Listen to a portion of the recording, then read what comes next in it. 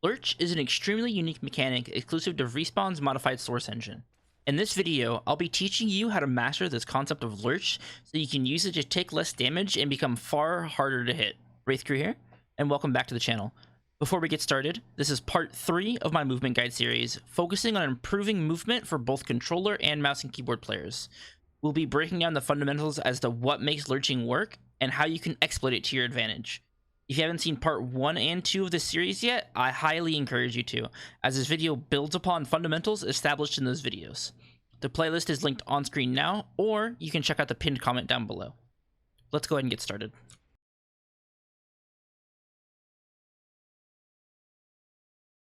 Let's go ahead and start with the basics first. Lurch is a mechanic that is dubbed Jump Keyboard Grace Period internally. As you might be able to guess by the name, lurching is intended to be a mechanic that only exists on keyboard inputs such as W, A, S, or D. Using third-party software, however, we can use a controller to emulate keyboard inputs and effectively gain access to lurch mechanics. If you're on controller and you want to set up tap-strafing and lurching, this will be covered in the next section, but I still recommend you listen to this part. For the sole purpose of making this video simple, I'll be using mouse and keyboard terms such as W, A, S, and D when required, but I will be saying generalized terms such as left and right whenever possible. Lurch allows you to redirect yourself midair after a jump by pressing the direction you want to go in. For example, if right after a jump you wanted to go right, you can enter a right input to redirect yourself to the right like this. You can stack these lurches multiple times by pressing the direction you want to go in, giving a stronger effect. For example, to do a 90-degree turn, it requires about 3 to 4 lurches, requiring me to press W that many times. Lurches can be applied up to about 0.5 seconds after initiating a jump. For the first 0.2 seconds, however, the lurches are applied at much greater strength. Afterwards, they begin to diminish in value rather quickly. This is best shown when using my scroll wheel to apply lurches after wall bouncing. If I apply lurches right after, you can see I ricochet back to the wall, but if I try to apply lurches late, you see I don't go anywhere. And after the 0.2 second window, you can see how I move forward, but just far less compared to what I did normally. Applying lurches while holding more than one directional key will send you in a combined direction. For example, if you apply forward lurches while holding right, you move diagonally to the right. If I were to hold left and apply forward lurches, I would move diagonally to the left.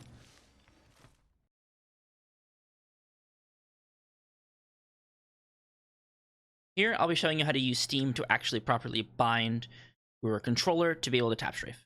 First off, you want to click the cog in the top right here of Apex Legends and go to Properties, go to Controller, click Controller General Settings here, and you'll see this window pops up. You want to make sure you click on Support for whichever controller you use. I use an Xbox controller, so you'll want to go ahead and pick this, but if you're using a PlayStation controller, feel free to click this. Afterwards, you're going to want to go ahead and make sure your controller is plugged in and back out of this menu.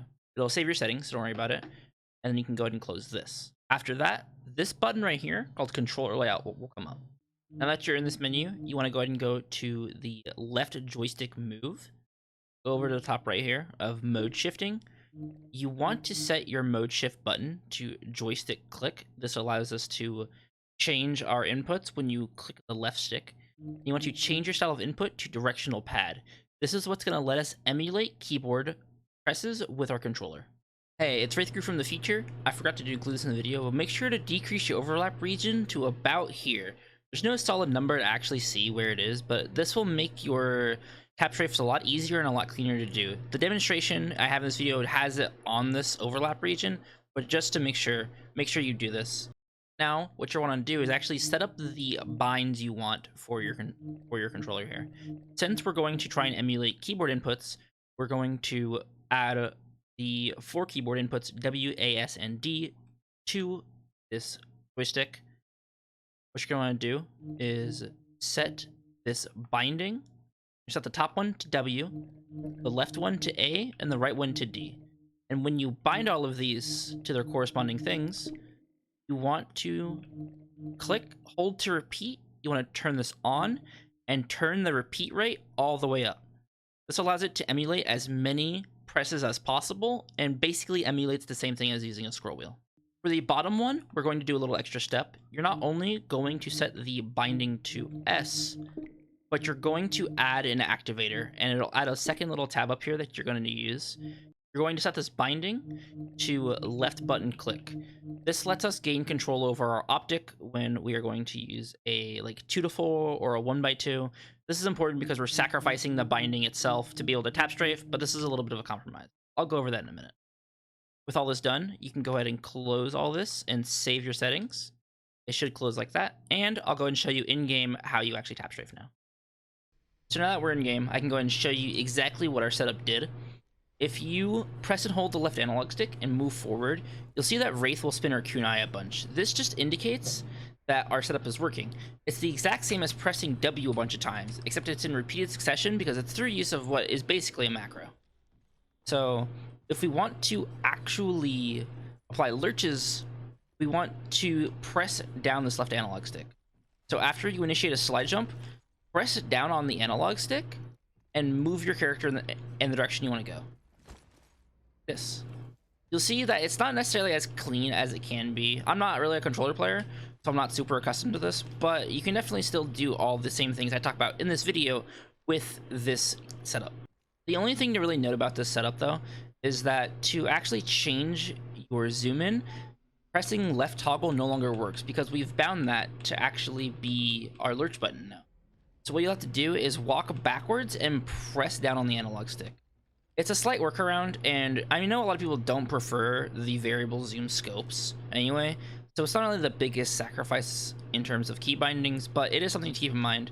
Just always be sure to walk backwards if you want to zoom in or out. It's not that big of a deal.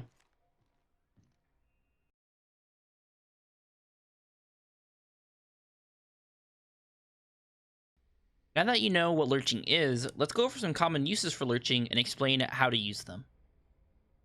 Tapstrafing in Apex Legends is a sharp redirect done by stacking lurches, typically by using your scroll wheel. The scroll wheel or controller joystick can register inputs way faster than you can reasonably press buttons to individually stack lurches, and they can stack upwards of 30 to 40 times in a second if you're fast enough. This allows you to stack a ton of lurches and give you insane redirect potential. It's important to know that Apex will not register inputs from a second keybind if you're holding the first keybind.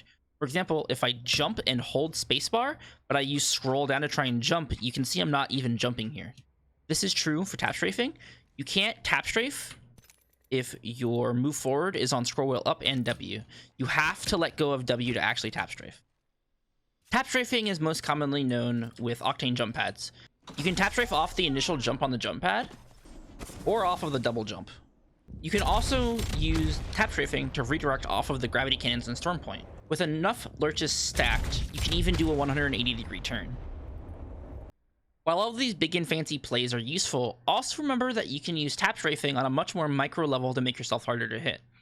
Tap strafing around every corner cuts down on a lot of time and a lot of movement you have to waste, and it can make it impossible for people to chase you.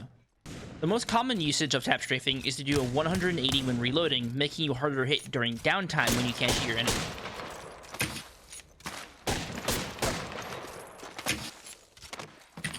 Remember that you can initiate a brand new tap strafe and reapply lurches every time after you successfully jump.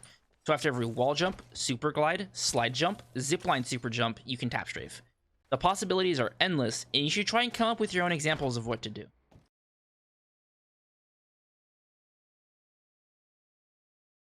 This movement tech is typically known as raw strafing, aimbot strafing, Korean strafe, WASD strafe, Asian strafe, circle strafe, but in this video I'll be calling it strafe lurching as that is more true to the actual mechanics behind it. Essentially, if you begin strafing in a direction, press W, then counteract your strafe in the other direction, and then press S, your character does a full circle in the air. This makes you extremely hard to hit, and it gives you insane potential for future lurches afterwards. You can exit this in a slide, and gives you a big burst of speed. It's a little difficult to show the full potential of this in first person, so here I have some mirroring perspectives of me doing some strafe lurches with my POV and a third person POV, and it really pinpoints how difficult of a target you are to hit. The most common use of strafe lurching, and what is typically used at its highest potential, is in bubble fights. It's a great example of how you can peek through one side of the bubble while only ever showing yourself for a split second, which makes you very difficult to hit.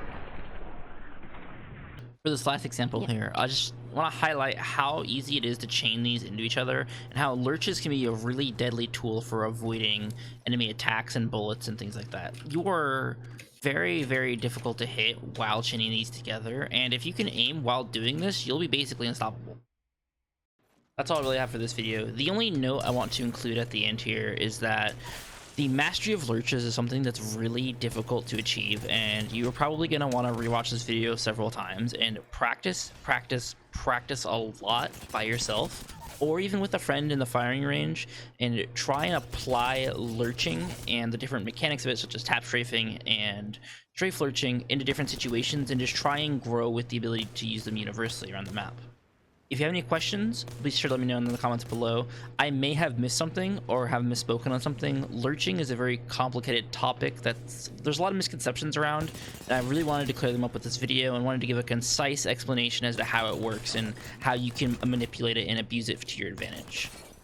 And sadly, no, you can't do this on console because lurching doesn't exist in the console builds of the game.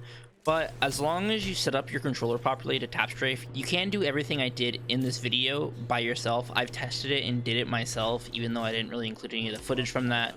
But I wanted to keep it looking better, as I'm more familiar with MNK than I am on a controller. And I hope you guys really enjoyed the video. Part 4 will be coming out soon, and that'll cover wall bouncing and whatnot, and I'll talk about lurching and whatnot there as well. But this is a really solid and important thing for you to learn early on, so you can practice it the most out of anything you might need, as this is the most complicated and diverse tool you can use. I hope you guys have a wonderful rest of your day, and thank you so much for watching.